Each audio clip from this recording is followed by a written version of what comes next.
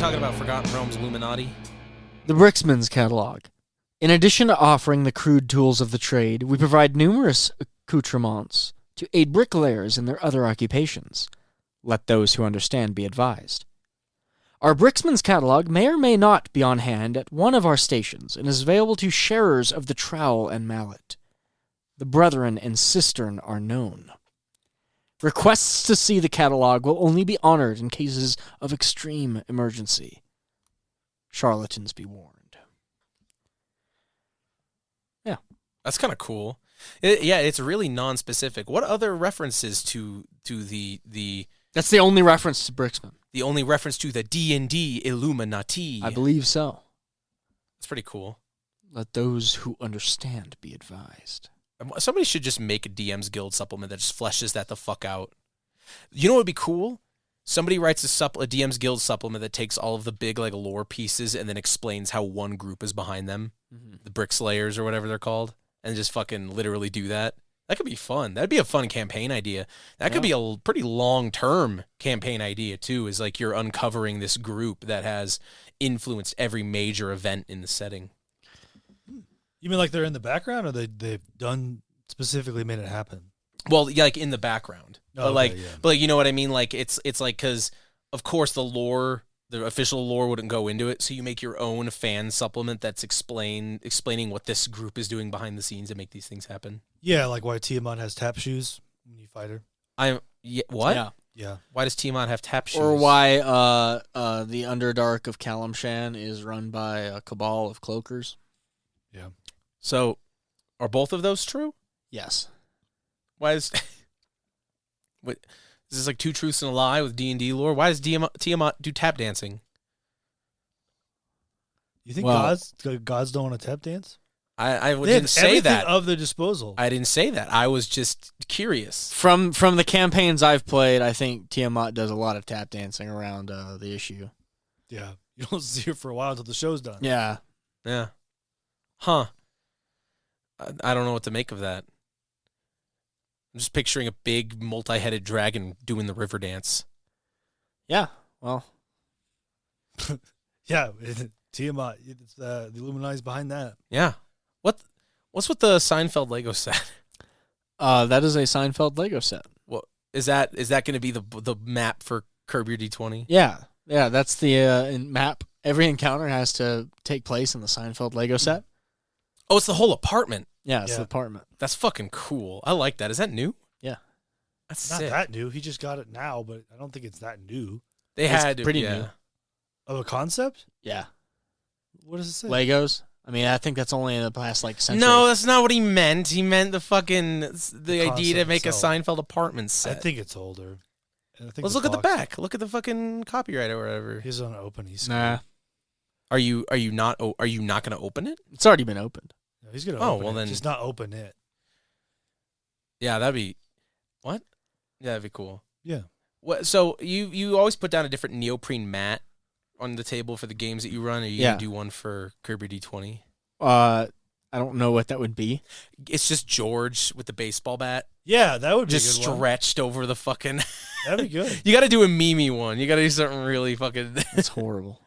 I mean, the game's about. That would cost so much money. Why? Then I'd have to own that. Have to own it? Just talk to some investors. Some investors? Excuse me, I'd like you to invest in my game. Oh, cool. How? I want you to use the money to take this completely like fucking pixelated meme and spread it out over a table. It'll be like $300. Yeah. Yeah. Yeah. Good though. How expensive would that be? How expensive is this? Oh, one of these. I mean, this is mass produced for Starship games and stuff. $30? So no, this is about 100 something. I'll say 120 sounded about right. 120 probably for like the best ones. Well, that makes sense. Bless you. You're welcome. That'd be cool to just kind of do whatever you want with it. I would love to do one of if I continue if Vampire lifts off, I'd like to do one of like a map of the Springs. Man, are both of you fucking okay? Springs? Are you talking in code to each other? Like, what the fuck is going on? I'm not allowed to sneeze? No, you're allowed to sneeze, but then fucking he started coughing. Oh, so I'm not allowed to cough. You know what? You both aren't allowed to make noises I don't like. You're not allowed to make weird sounds. All right. Don't fucking test me. I was going to make a sound because I knew you expected a sound. But then I knew that you expected a sound, so it was more ironic not to have a sound. Right. Oh, yep. That sound was I ill-placed. love that sound. I love that. No. sound? It was like, you're like, hey, they're cheering because you beat me at my own game. Ah. They're proud of you. Wow. They're proud of you, man. I'm proud of you, man. I'm proud of both of you. Are you? Yeah. Nice beard, King. Thanks. Yeah. Yeah. Yeah. Yours is gone. Yeah. Yeah. I don't like it. It's Let too it itchy. go. No, just it's there. Yeah, just at all. You just don't like it being there. I don't know. I just don't. I'm not good at style, so I just kind of like take it out. Not a You're- style guy. You don't need to be. You had finely maintained beard hair. That's all you need. You had Not you had a compared to Ryan. goatee. Not compared to Ryan. Well, Ryan's yeah, like- but that's Yeah. different.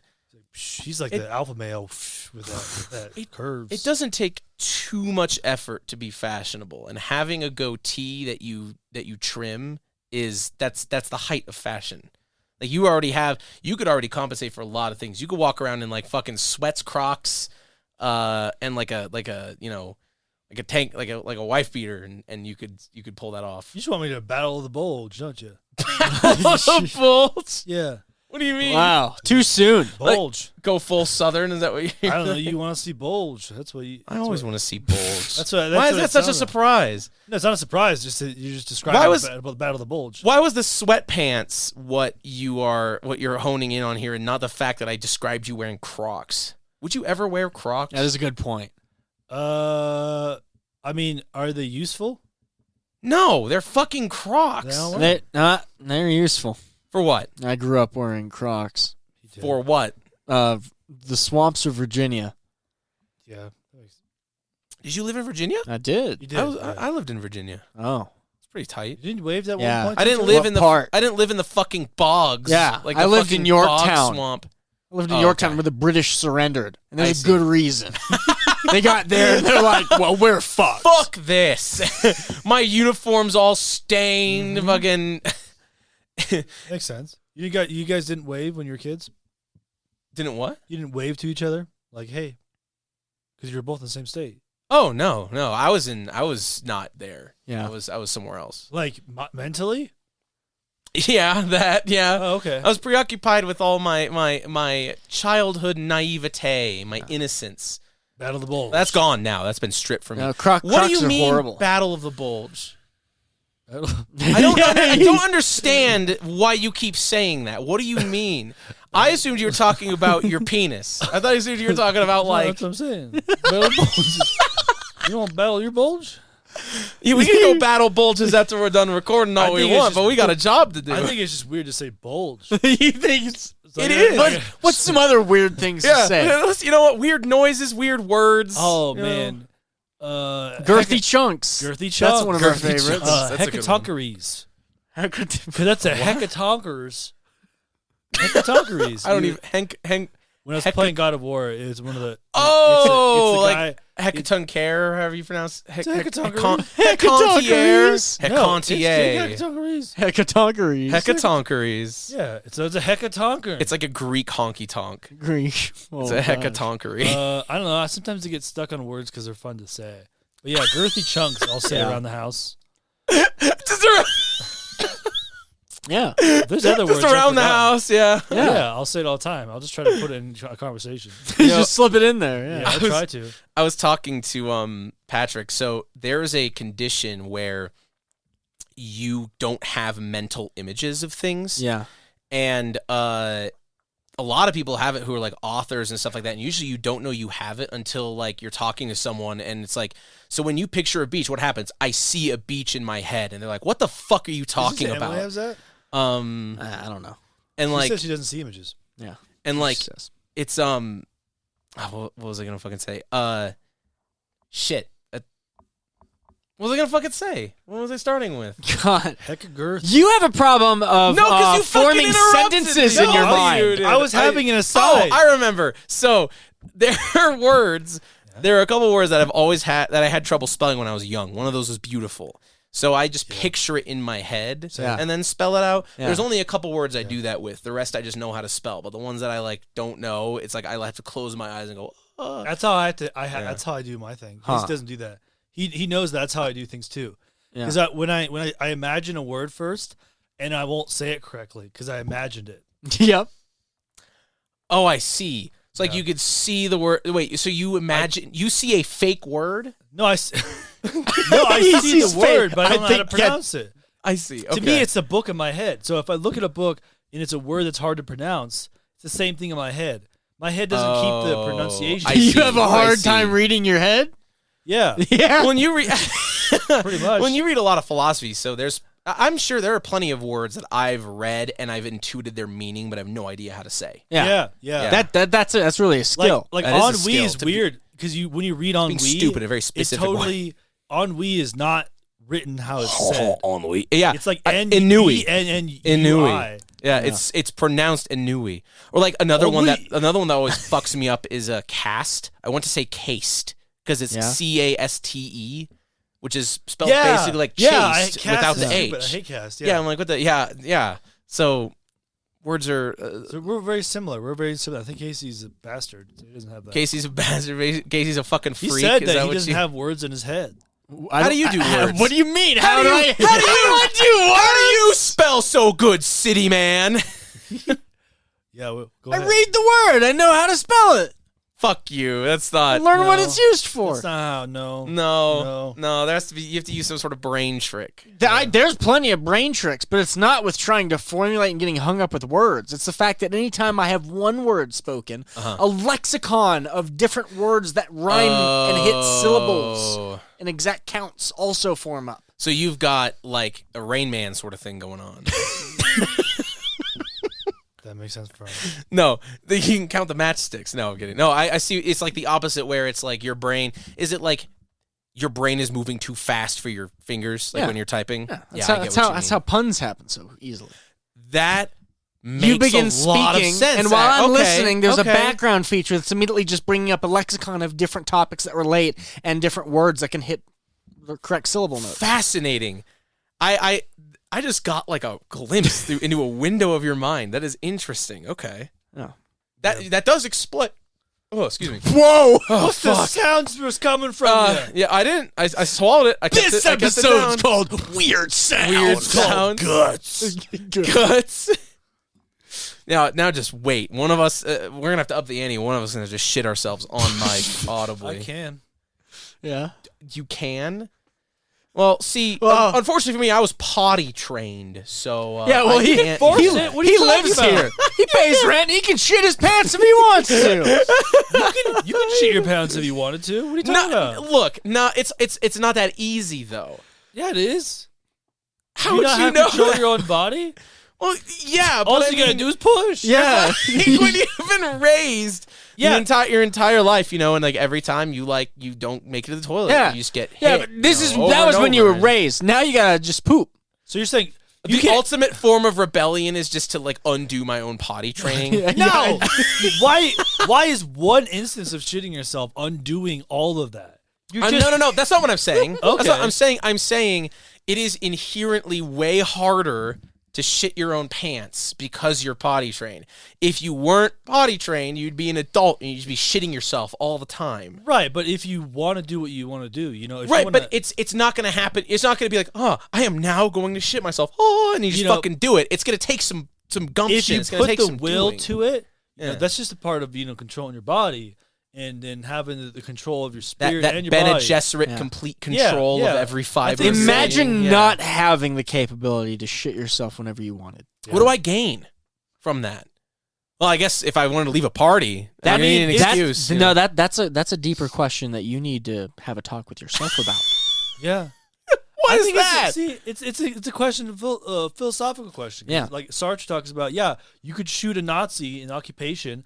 Yeah. And there's consequences, but you could always do it. You could walk out and shit your pants, but you could always do it. Well, that's a hell of a comparison. Yeah, because you're saying I can't shit myself, and it's like I think you need the freedom to shit yourself. Do it now. So you're saying if I don't shit myself, then I'm just following orders? Yeah, is that what you're saying? Actually, philosophically, we do tons of stuff by following orders. Don't say we. What are you talking about, Sartre? Don't say we as humans. Together. Okay, we don't do certain things because of social implications, not because we don't want to do them. Right.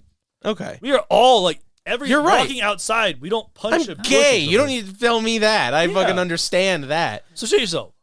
Yeah.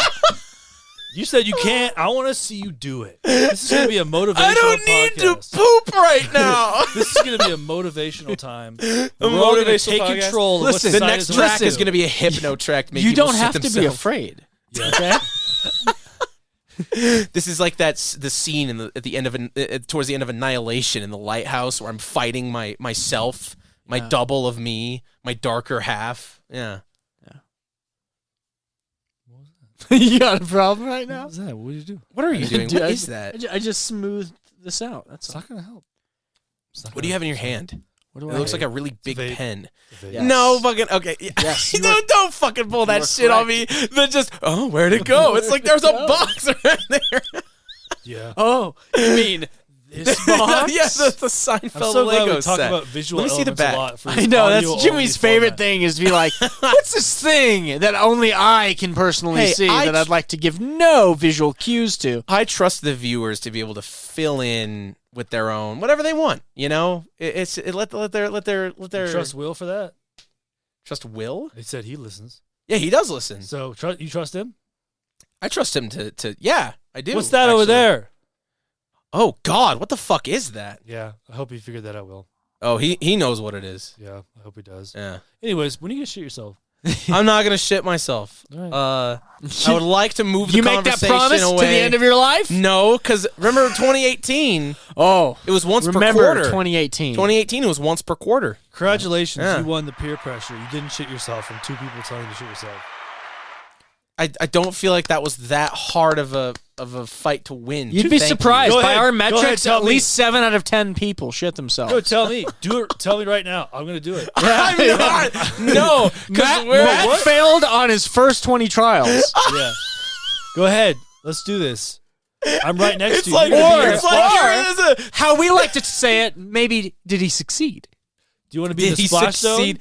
Oh, no, I don't. It's like there's a study. It's like there's a fucking psychological study, and they say, all right, so, you know, today we're going to be trying to figure out if people could shit themselves. You're like, I did it. And it's like, you were in the control group. You weren't supposed to. You just did it. Hey. There's going to be a separate study for you. We're giving $2,000 to the people who would shit themselves, and you did it for nothing. Yeah, you did it for free. This loser. this is the study about shitting yourself. I've done it. We haven't started it, sir. I saw I saw a post. It was like some like dominatrix who was like, yeah, I was just like, you know, one day I was sitting down, I was taking a piss, and then I just thought I should get paid for this, and then it became a dominatrix.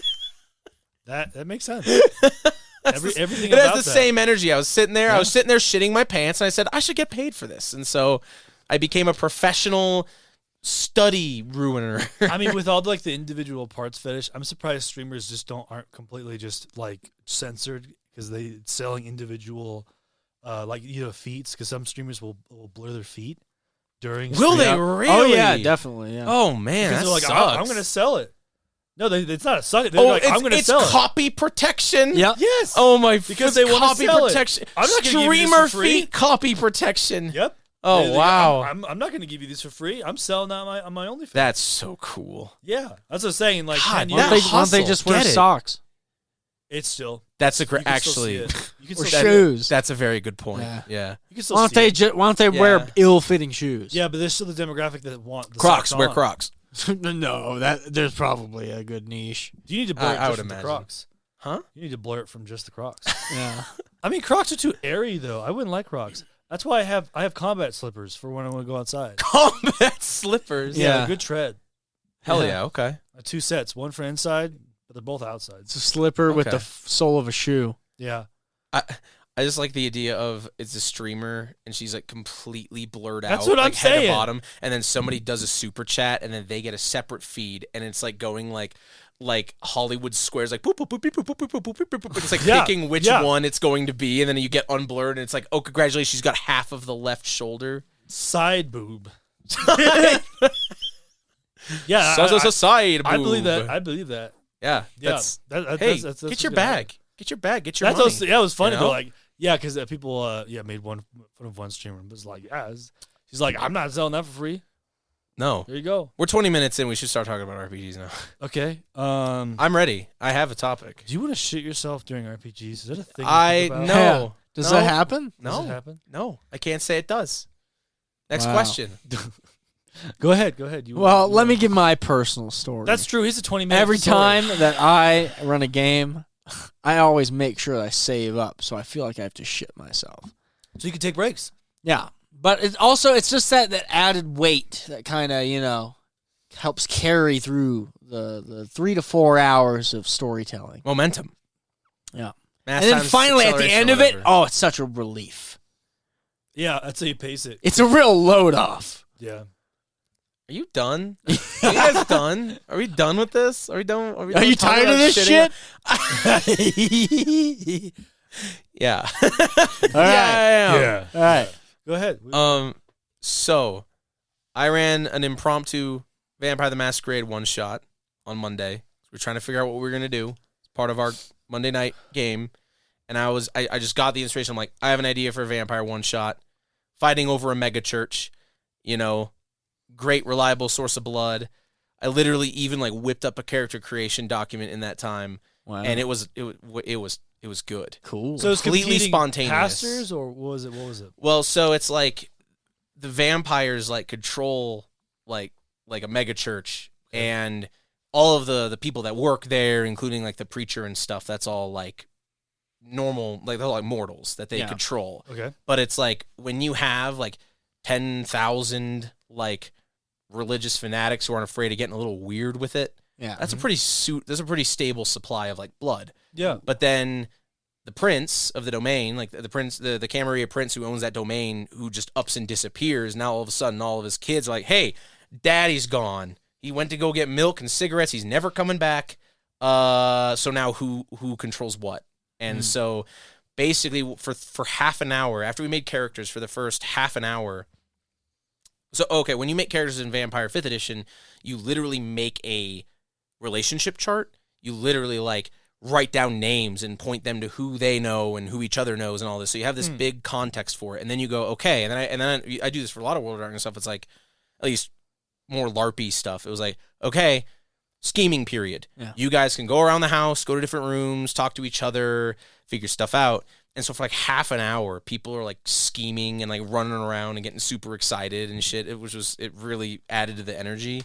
And then we played for like an hour and a half, but like I was injecting stuff and all these scenes were happening. Everybody was super excited, and it's probably going to keep going. It was just completely off the cuff. It was completely 2 like, I had hours? an idea. Let's go. And so short. yeah, It was a 4-hour game, but Oh, we okay. only played for an hour and a half. But the character Wow. creation with the relationship map and then the scheming, that's all kind of part of play. Because Right. you're thinking I about would your say so, character and your yeah. politics and stuff. which vampire is impromptu? What do you mean? Like system? No, like the vampire impromptu you mentioned. Like what kind of guy is he? Vampire impromptu? Yeah, like is he Nosferatu's brother or something? Nosferatu's irresponsible younger brother. Impromptu. Yeah, I like that. That's cute. Yeah, I see what you mean. Yeah, all the all your little puns popping up in your head. Maybe I'll play impromptu. Sound kind of sarcastic. Impromptu would be good. Oh, because I was also talking about, I think what it made me want to run it was because I was talking to Emily about running a vampire game too. Yeah.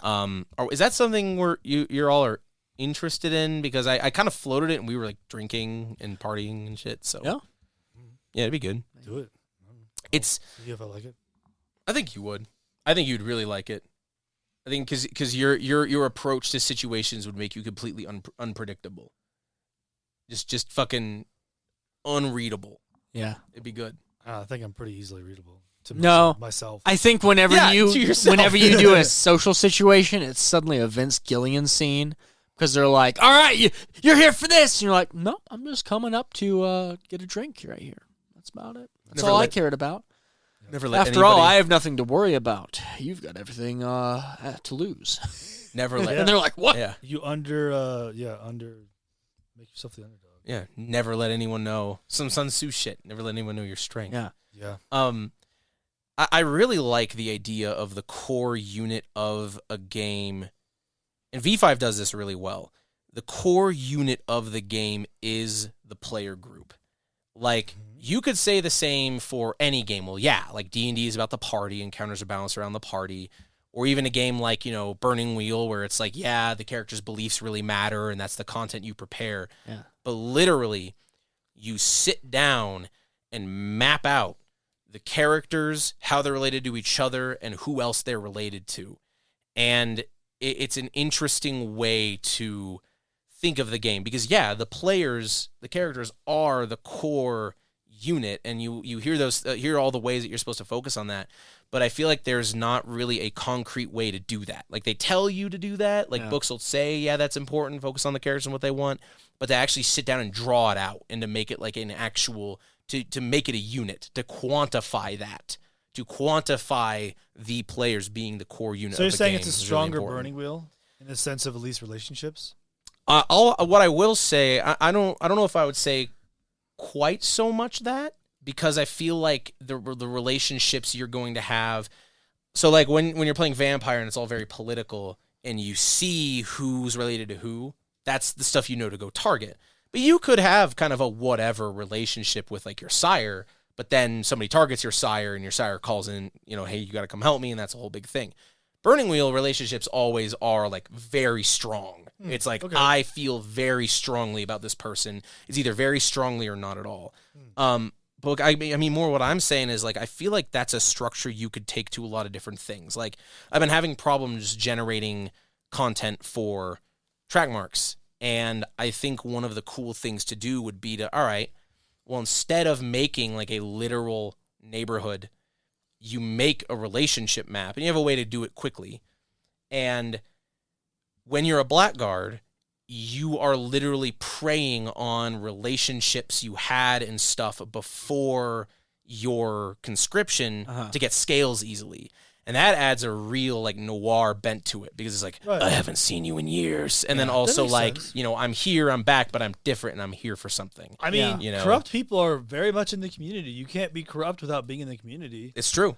Like, It's very true. Yeah, there's no corrupt hermits. yeah. Mm-hmm. Yeah, that's You're the right. whole thing is like, That's a great point. that guy, don't mess with him. Everybody knows who he is, which means he knows, he doesn't know everybody, but that means a strong community tie in the bad sense. It's true. Everyone has to know him, and he built that community himself from the ground up. Or Yeah. whatever, maybe the system did, but heavy community ties of corruption. And that's, vampires are all super integrated into human society because they're literal parasites. Like they're parasites on humans. You have to be integrated into a community in order to do that. That's also why you see like, you'll have like in like community like police officers and stuff like that. The idea being that if you're not really like, if you don't have your finger on the pulse of like the local community, how are you going to know what's going on, like where the deal's going to go down, where you should be, even where you should be parking to see the, to get more speeding tickets Informants. done. Yeah. Right. Informants, CIs are a thing. I was worried that it might not, because Trackmark's characters aren't very survivable. They're a little more than like OD&D or anything like that. But I was worried, it's like, well, shoot, you build this whole relationship chart and then you die. But if anything, the reason why you are leaning on these relationships you used to have is because you don't want to die, because you want to get them easily without having to kick down some door. Right. So I feel like the survivability would be higher, simply because you're literally coming out of the woodworks to call in old favors, to, see old friends, to get some leads, to try and do it like you guys were doing as quietly and as quickly as possible. So it's a cool model that I think you can apply to a lot of different things, and you can get content in a lot of different ways. it's like you completely shifted the perspective within that system. Yeah. You know what I mean? Like if you were to do that with like D&D, right? And then all of a sudden it's like, you know, instead of building an encounter around, you know, what powers the party has, you would build encounters around how do they all interact with each other. Oh yeah. Like it would just feel a lot different. That's what I would like to do when I was running, was like, you're here because of a family reason. Yeah, if It's not some fucking item. It's because you care about if it. I was to run a full gnome game, that's what it'd be like. Every adventure wouldn't be an adventure. It's you going and helping a cousin with a problem. Yeah, That's cool. true. I do. Oh, I love the It's idea. entirely of gnome game. family dynamic. I'd either do gnome game or kobold because they're both cool sides of the coin. I remember you talking about that, about having like a gnomes versus kobolds type game. Yeah.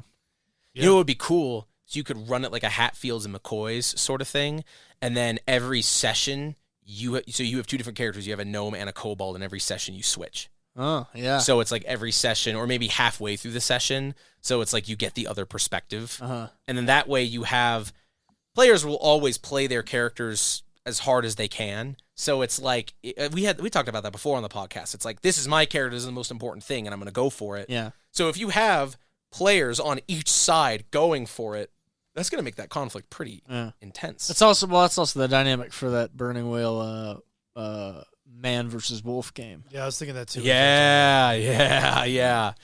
God, that's gonna that would be so cool. I'll have to. There's a website I found. It's called. But D&D would be pretty direct. Actually, I think there'd be a way to do that. I think what would be cool is you'd set it in a Dungeon Keeper-esque thing.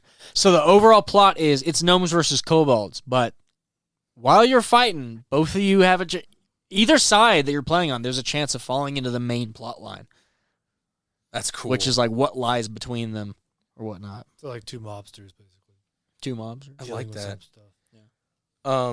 Because they'll work together against cops, but they're mostly enemies. Peaky Blinders. Yeah, it definitely lends itself to crime, and something I think you'll notice. So something I notice is like American dramas.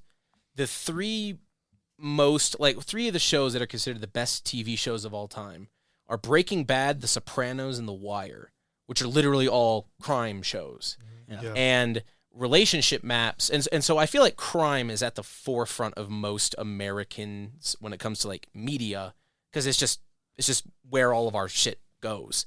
So it's like, but I think a relationship map lends itself to crime, to like crime dramas. If you were gonna run like kobolds versus gnomes and structure it in like a Hatfield McCoy's way, where it's like neither of these families are particularly great. You know, they are the worst examples of their peoples, and they're pitted against each other.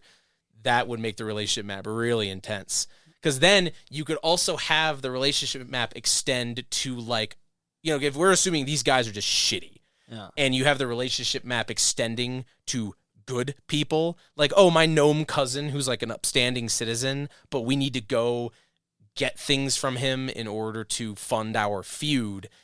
And so now you rope him into this shit. Yeah. You know, that would be super interesting. Yeah. Kumu.io, Kumu.io. You could do... I have been trying to find a way to do relationship maps forever in a way that worked and was like free, and there's fucking nothing. But what they do is they do their shit really well for building maps like this, which are kind of hard to build, especially if you're doing it on paper and they're changing all the time. But what's cool is that as long as you make the project public, it's free.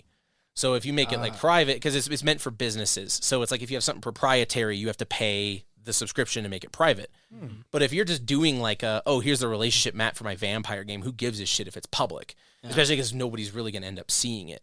So I'm going to be doing that for vampire and for other stuff too. Cool. So kumu.io. I cannot recommend it enough.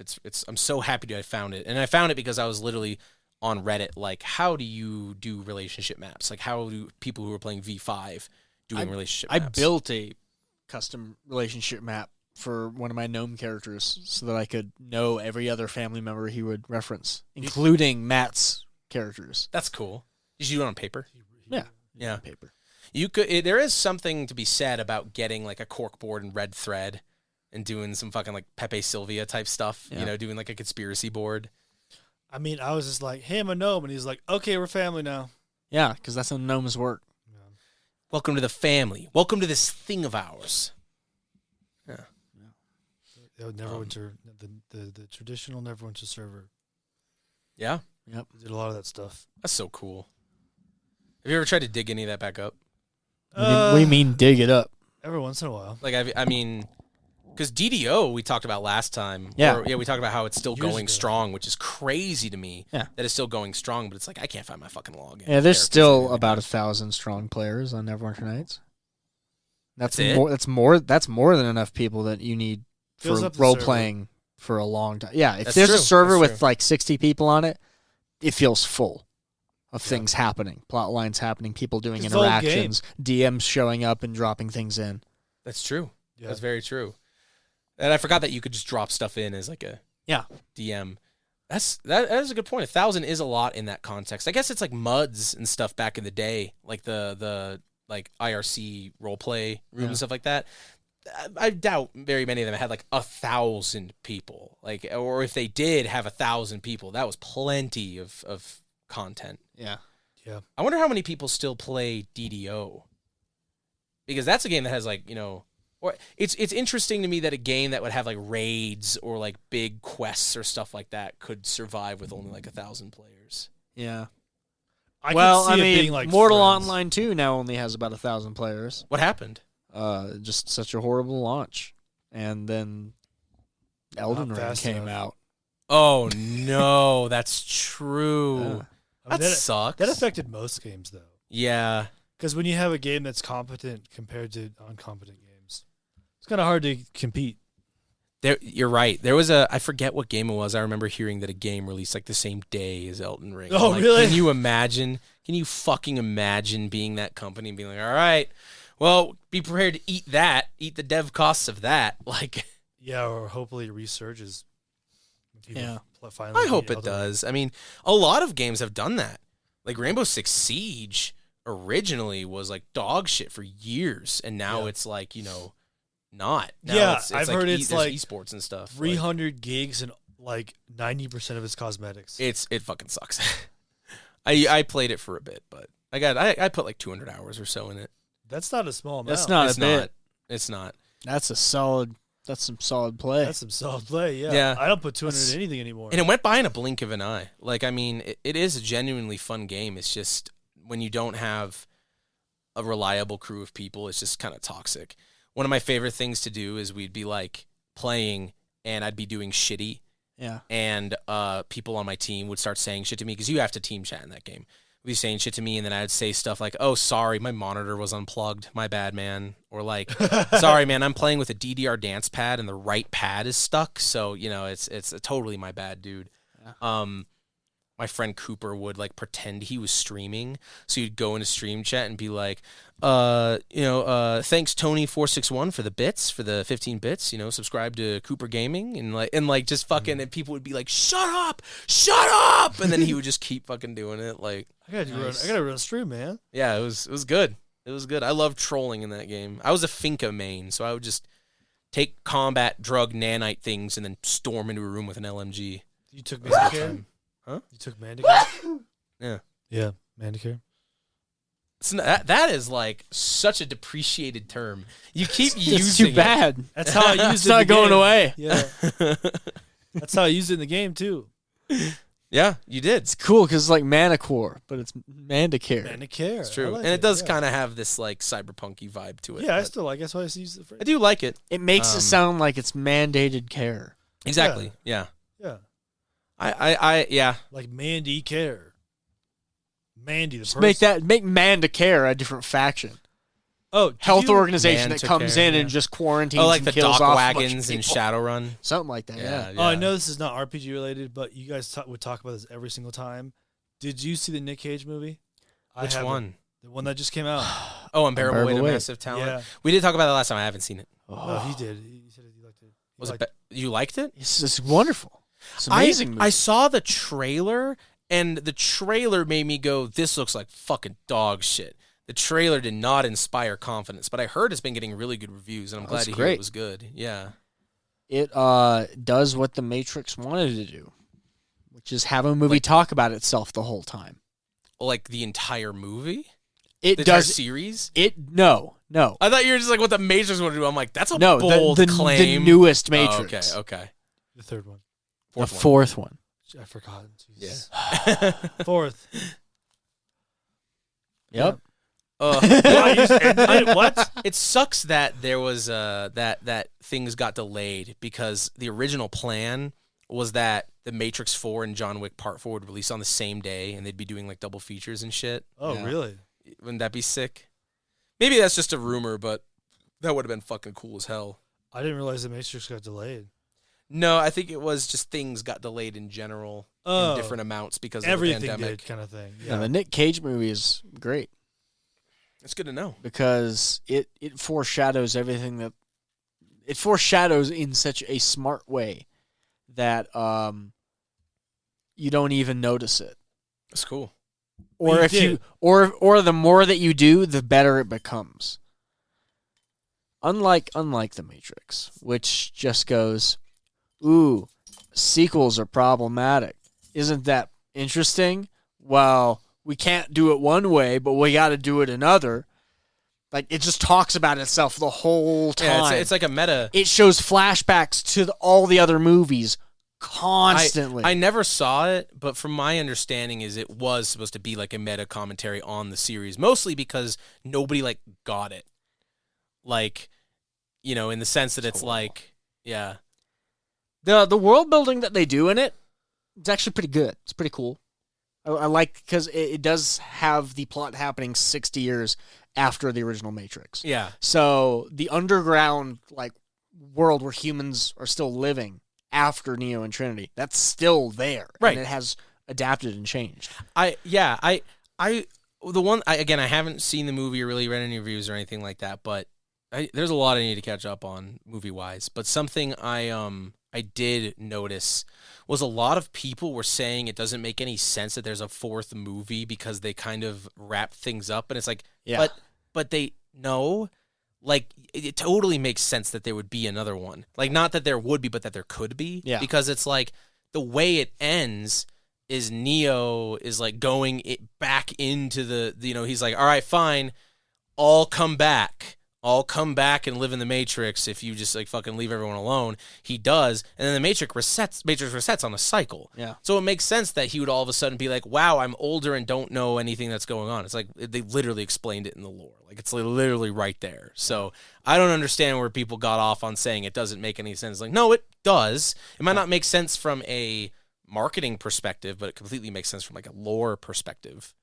You know, it's like It doesn't make sense from a writing perspective. Almost every line spoken in that movie is trying to make excuses and apologies for having made the movie. that's funny. It like literally there's one scene that if you cut the scene out of like Neo and Trinity speaking to each other, it's the perfect critique of the movie. That's like, why are we doing this again? That's funny. It's I feel like part of the problem might be that didn't only one of the Wachowski sisters come back I to don't do know. it? Maybe. I think so. I think it was only one of them, and I thought that was weird. I didn't know if it was like because if you were doing the fourth entry in like the biggest work in your corpus, I can't imagine that, oh, sorry, scheduling issues got in the way or something like that. It's like, no, Yeah. I feel like one of them was like, yeah, let's do it. The other one was like, no. Just didn't feel right. or You something. can do it. Yeah. Lana, you can do it, but or whichever one, whoever it was, I don't remember. But yeah, I thought it was very strange that they chose to do it, but it's not like, it's like, of course it still remained faithful to the lore. They wrote the fucking lore. Yeah. They can do whatever they want. Right. But, yeah. So your Monday night games, you were going hard on first edition, We did OD&D for a little bit. and then you said, "I hate that. I'm never going to go back. This is the worst edition." Then you went to vampires. Right? No. That's what you So said. that's not. I felt like I heard. Although it has worked I that thought way I in the heard that too. past, Fuck both of you.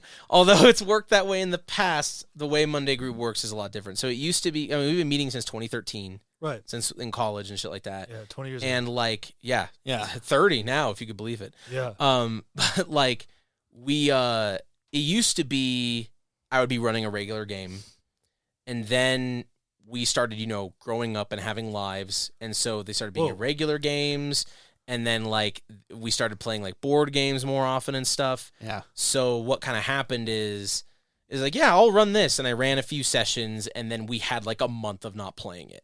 And then it was going to be another like board game night, and I was just hit with this like, hey, I can run a one shot right now. And everyone's like, yeah, okay. And then I didn't think you stopped because you hated it. I was just curious because I don't know how you run your games. I thought you walk in, you're like, we're playing this. I don't care what anyone thinks. Get out. No. So I mean, it used to be like that in the sense that it was like I was running the game. That was the reason the group was there. But mostly we're there because we've been friends for so long. Yeah. So it's every Monday, and like people start showing up at like 4, and Bastards. then people like leave it around 10. Bastards. And so we will do things like we were doing like, because we're all getting into Kill Team, like Warhammer 40K Kill Team. So we had like a model building day, or we'll just play Jackbox, or somebody else will run something. So it's all really variety loose. Show every It Monday. is. It is a variety show every Monday. I just can't. I think we all realize, and I definitely realized, it's like I can't do regular games as much anymore because it's just consistent story games. Huh? Consistent storyline games. Well, or game. Well, not just consistent story wise, because that's true. Because it's like I have to run games in a way to where it's okay if somebody doesn't play. Yeah. Like because it's like if someone doesn't show up, I can still do it. Hit by a bus, you never know. You truly never know. Yeah. But like the attendance is irregular. We in Monday Group, we don't know who's showing up on any given night. So I do have to run things in a way that's like that. And then I also don't have time. Like if I'm in a consistent game, that availability is blacked out in my schedule. Right. Yeah. So you guys don't give yourselves like the pressure of making that happen. It's just like we make sure all the games we run are either limited run, like we're going to do like 3 sessions, 1 to 3 sessions, or they're structured in a way that they're drop in, drop out. Like we can run them whenever we want. Anybody can show up. Like OD&D is like that. And it's also important for games like that to have like a record. So the relationship map in Vampire is nice because when you come and sit down to play, if you haven't played for a bit, you can look and see, oh yeah, I remember this guy and this guy, it's connected to this guy, or oh, I see what's changed. OD&D, it's all map-based and stuff, so you can sit down and be like, oh, okay, well, looking at this map that this guy drew, here's where we last ended in the dungeon, so there might be gold past there. Okay, so it's really easy pick-up games. Exactly. This is an RPG even older than D&D. Have you tried bingo? Have you had a bingo night yet? Yeah, I hear that's Bingo, real the drop in, role-playing drop game? out. Yeah, It's really drop in, drop out. Yeah. I mean, sometimes it is a lot of pressure. It's GM oriented. No limit to players. It can be GM-less because it can be changed at any moment. Yeah, but GM-less RPG. But you still got to have a caller. You got to have someone Right, call. but anyone can be the caller. That's true. And you could play and, well, maybe it not gets- play and be the caller. It though. becomes That a could be- shouting match, though. It can be a little Yeah. stressful for the relationships. Yeah, it's with only for how hardcore we gamers. play, how we play bingo. 3 cards. Do you do a 3x3 grid That's of how. cards? That's how we do bingo. Years from now, it's not that. Each block is a different character sheet, DCC style. Based, And it's yeah, just that rocks. all right. Massive DC fireball. All right. Yep, 3 guys down. I've still got these in a row. Did I already talk? I fucking love 0 level funnels. I don't know if I remember talking about why the funnels kind of got old. Is because it's like, well, now like anytime anybody writes something for DCC, it's a funnel.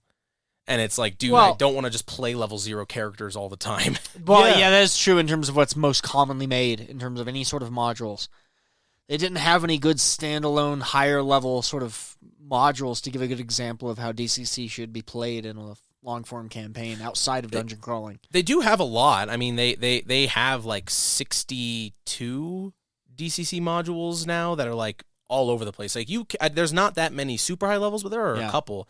But what I mean is like Because you're right, like most role-playing systems have that problem. Well, there'll be more lower-level modules and higher levels. Yeah. But we're talking about the one where you're still playing a radish farmer. You're not even playing your full character yet. And everyone's like, yeah, let's just write a bunch of funnels. And it's like, man, I would love to play something else besides a guy who eats his own shit. Yeah. That would be great. That'd get old. Like That'd get old really quick. Like in the first 5 minutes of the game, like, oh, we're funneling? Well, we're done as a family. yeah, that's a family. Yeah, that's what I'd This say. thing of ours. I would say, you know what? Gabagool. And they say, watch your mouth. And I say, you know what? Gabagool you too. Gabagool you too. Gabagool this whole place. Yeah, and I leave. This whole fucking family. I'm going back to bingo night. We at least had fun. We're done. We're done, you and I. So you haven't tried bingo. I haven't played What other bingo one- in like a bingo place. What other one-shots have you not tried?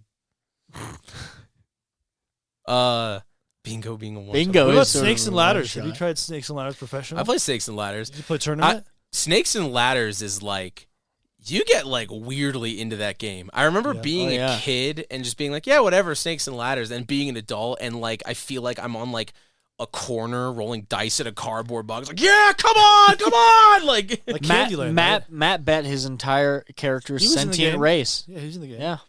I do remember that. I Yeah, do remember 'cause you he- playing that. Because he cheated, clearly. yeah. Yeah, I 'Cause cheated you- on the you app literally- that I brought up in Right. front of you.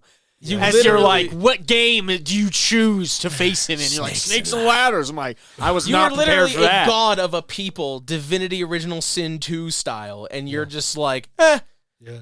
this is how the dice roll. He's like, I want one piece of your staff. I'll wager all of them. Okay, you lost. Yeah, I remember I don't have any fucking with staff parts. How about all of my people? Yeah, okay, that seems fair. I mean, hey, you're God. You're calling the shots. Like, Yeah. yeah, see, no regret, no remorse. Like, My character didn't care. I mean, Brutal. what that was actually supposed to be is challenging him to a race, which is supposed to be the hardest thing because that's how he's built for. Because he's like a Mercury type. But I picked the God. game. Yeah, I think it was best that you, even though he did still end up cheating, I think it was a good idea that if you were going to wager that, to do it on randomness, ironically, because any other sort of game would, you could have been at a disadvantage or something like that. And randomness, it's like, well, unless he literally cheats, you're not going to be at as much of a disadvantage. Right, and I lost damn. every single game. yeah, Except every the last single one, I one. think. Sad. Yeah, it was good. It felt good. So, you play, have you played Pirates Dice? Oh, like Liar's Dice? Like Yeah, Pirates of the Liar's Caribbean? Dice, Yeah, yeah. I've played Liar's Dice, yeah. Played on Monday, though? Or you No. only played it on Tuesdays? Tuesdays? Yeah, because you said Monday night game. I don't have a Tuesday. Well, I do have game night stuff on Tuesday, but it kind of alternates and it's kind of whatever. So, Liar's Dice is Tuesdays, not Mondays. If you're making a joke, I don't get it. What? Wow. Well, I'm just You trying to just- talk. We're trying to take Ouch. things seriously. Ouch, we're just trying to take things seriously. I'm wanting to know You about. have you tried Colorado-opoly on Monday nights? No. It's just Monopoly with Colorado edition. That sounds It's pretty hardcore. Sounds Yeah. Have you Yeah. played Kill Team Mousetrap? It's where you play Kill Team, So you but play the map Warhammer is 40K Mousetrap. with, I like that. That'd Yeah. actually be pretty funny. All the terrain is a fully set up mousetrap board. Yeah. I mean, what's your usually go-to board game Mondays? If you play board games at all. Century Spice Road. That is a good one because it's all about turning certain colored cubes into other colored cubes, and it's very fun. It's very addicting. Rummy Cube. Are you just like doing What? free association with everything I say? Yeah, I think so. No, What the fuck is what is Rummy Cube? It's another board game. I never played it. What? Oh, yeah. I play with my grandmother all the time. Oh. She gets real. Is it Rummy feisty with about it. dice? No, it's like Scrabble but with numbers. Like kind of literally, that's what it is. I love that man. It's actually pretty All fun. right. I used to play it. Huh. We would bet on rum balls she would make, which she put like 90% alcohols as a kid. That's the only way I could drink. That's Eating cool. like 4 pounds of chocolate. God, she's so cool. Yeah. She's just like, hey, if you beat me, kid, you get to drink. Okay, Yeah. Grandma. Pretty Like, much, yeah. Yeah. But she won. Yeah. She probably had to. You know what? That was giving her the encouragement to pay her best. She's like, oh my god, he's gonna tell his parents, and I was just she doesn't getting him care. drunk. Like, She's the kind of grandma that'd flip you off. hell yeah, that's pretty cool. But like, so what percentage of Monday nights is RPGs compared to bowling? Compared to the majority of game nights now are board games. Some of them are. I'd say to like rank the types of nights we have is board games, Jackbox games, RPGs, just hanging out, Kill Team. How much pressure is just hanging out? It kind of just happens when we decide we don't want to do anything. Yeah. So how do you go about it? Is there a lot of pressure? No. Why would it be any pressure? It's the exact opposite of pressure. What would you suggest for a new beginner when they're just starting to hang out? Yeah, I don't know. Sometimes it's really stressful to hang out with people. Yeah. Be around people you can stand. That's probably the first one. I always heard it's best to sit when you're hanging out. I don't know. There's sometimes you hang out with people and it's like It's stressful. You know, you're like staring at them. They're like, "Stop staring at me." Yeah. Like, just trying to help out. Yeah. Help them out with what? Man, it is like like this situation. I think is a it is different like tone. so hard. I know that I don't really ever have to do this again. Podcast, but it's no like oh damn. So when the idea of like moving somewhere and starting completely fresh with like no friends and then like trying to make friends is like scary. It's the hardest nowadays because everyone's in their own bubbles. I mean, I don't think it's any harder than it used to be. I think that's just a very intimidating thing. And people have always been like cliquey, and you know, there's always been this like desire to belong, and this also like, oh, this person is you know an outsider, the whole outsider sort of thing. Yeah. And it's like, I know I don't have to do that again because I'm engaged enough with with you guys. I have plenty of friends. I have communities I belong to and stuff. But but I remember like I think back to like doing those things. Yeah. Like first like trying to get into some things, and it's like, oh my fucking god. Well, with the emergence of the internet, people are a lot more cliquey. I would say with the emergence of the internet, that's less true because people have access to more. People have access to more like self-actualization. They can learn more about themselves and find resources and find like-minded people. Well, yeah, but that's usually still done by clicking. You mean clicking as in connecting? Yeah. CK, not the Q? Okay. I didn't get it at first either. What a bastard. Trying to be genuine and he just said clicking. I thought, I heard the Q, and then I heard the K. Yeah. I heard the K. Yeah, you heard yeah. What? Yeah, I know, because I was inflecting with it. I went, not. I think it's just because you're a Quo. I'm gonna say this wrong, but you're an exterior person. You're an exterior person. You mean an extrovert? I think it's better than being an interior person. An interior person. Yeah. As they say, better than or an interior decorator. I would say there's interior crocodile alligator. I drive a Chevrolet movie theater. That's what I say. Yep. That's what I say too. Oh. Because I think you're just more exterior. I'm extremely extroverted. I'm scaffolding. Scaffolding, yeah. Yeah, you got that's what that means. Got a lot of beams. I got a lot of beams. I think you're just a central structure of a house that has intermal beams on it. I think that's what you are. Imagine you as the house, and Matt's just like the deck with the barbecue in the back. I've read that. I don't know how that it's attached, but not really. Everyone knows the deck is its own space. That's what I would say. You're that kind of That's person. True. Exterior. I've seen you talk about roof beams and stuff. I've seen that Junji Ito comic. Yeah, that Junji Ito short. Which one? The one where it's like it's played straight, but it's humorous because they hear like the father is like, "Oh, I got to go down and get something from the basement." Go downstairs and you hear, "Help, help." And they go down and he's like stuck under the central beam of the house. And they're like, "How the fuck did this happen? What did you do?" And he's like, "There's no time. Don't worry about it. I have to be here. I have to be." And the last one is just like his skeleton like under there and there's like flowers and that's it. But like literally that is an Ito. It's really funny because it's like, how the fuck did you get stuck under the central support beam of the house? That is the Ito of the uncanny, like sudden uncanniness. Yeah. I'd never heard of that one. That's hilarious. It's really like funny. It's a cursed like a structural inspector. It says look very good. I'm in the drywall. Yeah, what the hell? I've never heard of that story.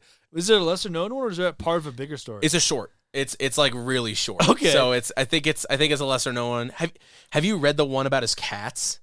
No. So I haven't read much of Ito. It's a novella. It's like about 100 pages or so, and it's him and his wife, and it's like his diaries about his cats, but it's still drawn in like the style. So like when his wife is like, "Oh, come here, Oh my gosh, her yes, face is all demonic, it's and there's so like creepy. saliva. Yeah, it's like super creepy, but it's just about him, his wife, and their cats. Nice. It's That is really Ito. funny. It's really cute. Yeah, because Uzumaki's upstairs. I wanted to do that. He's upstairs? So good.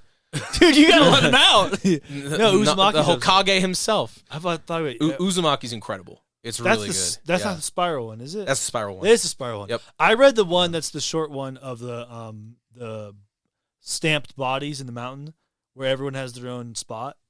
Oh, Amigiri Fault, where it's like, Yeah. this is my hole, it was made for me. Yeah, and they were just like, don't you- go in there. We're like, but it's my hole. You know, there's an Amigiri Fault, I think is what it's called. Yeah. There's an Amigiri Fault reference in Steven Universe.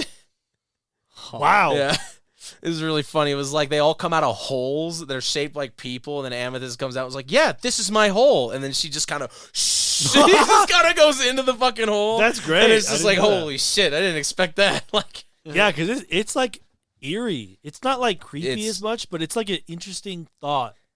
a lot of his I like that because you think about it. a lot of his premises are really ridiculous. Like the floating heads one, it's like these balloons that look like your head that end in nooses come around and try to find you and hang you. And it's so ridiculous. yeah. It's really stupid. Like the premise itself is really stupid, but then the way he does it, it's like fucking horrifying. Yeah. Yeah. He does a really good job with that. There's a horror writer that talks about horror writing, and one of the things he's like, here's an example of me doing a horror writing. And his example is something he didn't finish, but he's like, what if there's pants that kill you? Right. And so he just described how he would do it, which is like, it's just, there's pants that it was an old grandfather. And he talks about being like very specific how he writes. Like this character, you can connect with him because he looks at his watch. He has a very nice watch. He has nice clothes, but not everything's nice about him. His car is like decent. So there's characterization in it. Right. And then his pants just eats them. Nice. And his pants eats them. Yeah. Yeah, I think He's most a good horror writer. honestly, I feel like most horror movies, if you explain, and I guess this goes for anything, but it's like if you explain a horror movie in a certain way, if you explain the premise, it'll sound dumb. Yeah, But, most of them, like, it's just the 'Cause tone. It's such an emotional Yeah. horror is a very emotional genre. It doesn't rely the writing, the integrity of the plot is less important. And that's why a lot of Junji Ito stories don't have explanations. It doesn't explain you don't why want that explanations happened. in the stories. They would be stupid. They'd be really stupid. Well, but also you don't need it. Yeah. Because the whole point is to evoke an emotion or ask a question or be scared. Yeah. You don't need to write you need to fucking write War and Peace in order to portray that. Like, Right. you know, like Saw. Saw is one of the most earning horror series of all time. And like, it's written like a fucking soap opera. The writing is like, yes, it's very soap opera. I love those Yeah, movies, yeah. but the writing is like Jesus Christ. Yeah. Like, but they're horrifying because it's like it's all pretense to get to the situations that actually want to scare you. Yeah. That want to make you think about being. There's a lot of self-insertion in horror too, Yep. and it's like Saw is like What they're Saw afraid examples. of. It's right. like, a lot of the time it's like what they fear, which is why it makes it really good. Yeah. But yeah, I would agree. Most of them, I read a couple horror story short. Usually when you read horrors, it's always short story versions. And yeah, if I had to explain to them, they're all fucking stupid. Oh yeah, Like one where a magician shows up and there's a party, and you're in media res where there's a party, and everyone's just like, "Whoa, how does this magician have this assistant just go in these small boxes, and she can fit in everything?" And then he leaves and he's like, "Ha ha!" It flips them off basically, and it was a body he just picked up out of the grave. So everyone was hypnotized that it was like a alive like person, but he literally was a corpse. He was just crushing. He was crushing this corpse, and everyone's like, "How does this person do all this?" And it was just they all woke up, and he left, and then they were just like, No, that's a corpse." I'm just maiming this corpse. Yeah, he just maimed a corpse, and they're like, All "How right, did that while you all are happen?" hypnotized, takes a fucking like hammer to a knee. Like, Yeah, all right, there we basically, go. Like, that was the short story. Is that he like crushed this body all night, and then they woke up and like, "Holy shit, it's a corpse!" And he's like, huh. Well, I mean, that's a good moral. Is you never want to actually know how the trick is done. Yeah. Hey, I like it. Moral of the story: you don't want to know how the sausage is made, baby. Yeah. Once you know how the trick is done, the magic's gone, and there's still blood on the floor. Yeah. Yeah. Dude, I think I feel that. There's like one where like a guy looks at he in the middle of a storm, he sees a giant like bull, and he's like, oh my god, and then later, and then he sees it again when he's older. I don't know if he dies. Yeah, He's this is the best ones where it's something happened and the character's like, oh, I'm forever changed by that, and then they're not, and it's just like way later, and then it's just something like, hey, it's happening again. Oh shit! Oh, now I'm dead. Yeah. That's a lot of horror stories. Aesop Fables-esque Yeah. structure. One that was pretty long, which was like FBI agents that went to Abu Ghraib, and they came out. They're all like, they have a horrible time just trying to get out of that. And it was so weird of an ending. It was, they came back and they're like, I don't know why we came back. I don't know, but we were getting paid a lot to do this. And we came out of that like we didn't get court-martialed, but we could never talk about Abu Ghraib. And we were all from Abu Ghraib, every member. But now we're all back together, and they want all we have to do is walk up to one of the guys we were with at Abu Ghraib and get him out to the hall. That's all we're supposed to do. And most of the story is the agents talking to each other about just everything else. Oh, I like that. And then one part they talk about the idea of Cronus' story from the Greek thing of Cronus eating all the kids. And then that's why it's just hard. It's one of those goofy things to explain, because they do the thing. They walk up, they open the door, and they get him to go out just by saying, hey, and they're like, holy shit, what are you doing here? And they get out, and then their boss was Kronos. So he gets up, eats the guy, and eats everybody else. Oh, shit. Okay. That's it. That sounds very Delta Green-esque. Oh, yeah. No, that's I like Delta. that. What's it called? That one was part of a Thomas Ligotti story I have in my I have my library. Not in my physical, it was a thing. And then there's that one was like that one a little bit longer story. There's another one called like Agents of Dreamland, which is a short book that I got from the library, but it's like really thin. Is that like Cthulhu, like Lovecraft dreaming type thing? Well, that's a different one. I was kind of segueing to a different one, because the one I was reading was I think was part of Sapphira and Other Stories, which were the first one was like half the book was this like I never seen Army of Dead or the Army of Darkness, but it was just like a husband. Oh yeah, there's a book about betrayals. So every story was about betrayals. Yeah, that was the right short story, because everything was about betrayals. So the agents were betrayed, and then the first story, which was about 50% of the book, because it was just a longer short story, was woman has have her husband have an affair, and it's her dealing with that. But then it becomes heavily supernatural, where he had an affair with an ancient bug succubus. Oh, cool. In which she, awesome, like 80s hero, goes to kill it. Oh, that's cool. So she finds her husband. I love that. Corpse completely disemboweled, but he's still alive. And she's like, come on, let's go. And then, she is corrupted. Come back to me. We're having sex. She's starting to become be corrupted by, I think, the bug. And in the end, she's like all messed up and like teeth falling out. And she's constantly being attacked by people seduced by the bug creature. So any gas station she goes to, she's like, so you would like the story because she's like this. I do like horror movies in which it's some rowdy Roddy Piper in They Live type shit. There's the whole ending and just that sounds cool as fuck. I like this. This is I think the first horror story we've described that didn't lose impact. Oh yeah, being this one's described. it's funny because she's like, oh, that's my husband. Come back. Hey, you're a bastard. Yeah, I know.